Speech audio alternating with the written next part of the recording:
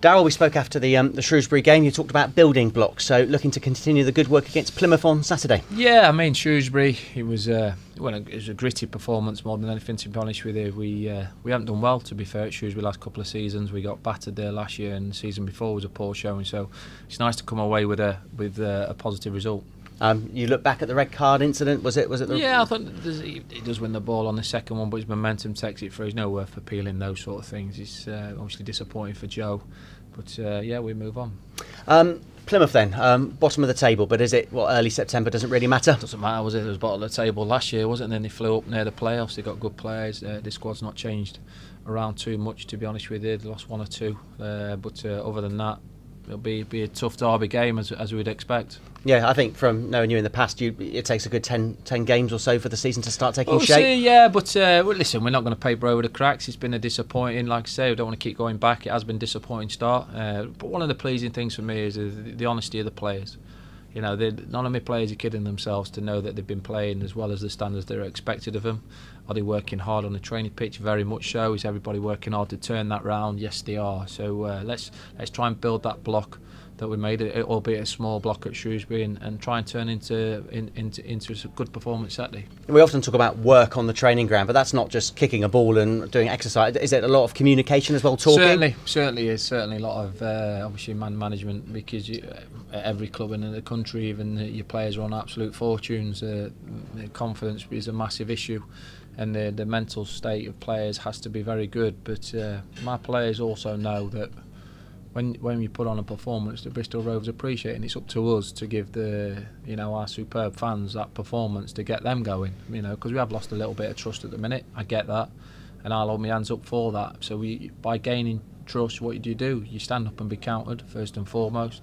You don't feel sorry for yourself. You don't wallow in self-pity.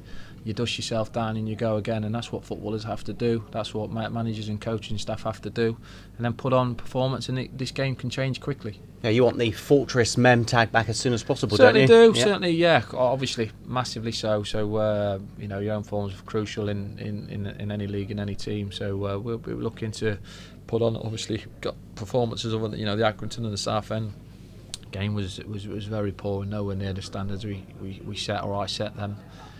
Certainly Portsmouth I thought was a little bit unfortunate on the night, if I'm being honest with you. But yeah, we've got to be consistent at home in our performances, and then the results will come. What do we want at 1:30 on Saturday from the players? Listen, first and foremost, I know they'll give everything, but giving everything for me is making options, getting on the ball, working the ball well, being a good watch. We are an entertaining business. Managers sit in and go, I'll take a scruffy 1-0, but I want to see a good performance. We've had a lot of good performances at home over the course of the seasons, and we haven't this season yet. So for me, it's about getting the performance right, and the results will come.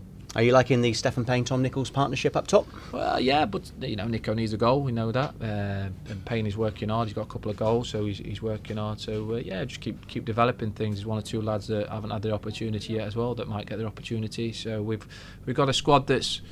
It's a close-knit squad. It's a quiet squad without Ellis, to be honest with you. We have missed a little bit of that in the change rooms, but they're gelling together a little bit more now. And obviously, the more days you spend on the training pitch, the more games they play, the relationships start developing on the pitch as well, which is what we want to see. And just finally, he's a former Plymouth defender, stroke Plymouth legend, Graham Coughlin. How's he settling in at the club? Yeah, Cogs is doing well. He's working hard like we all are.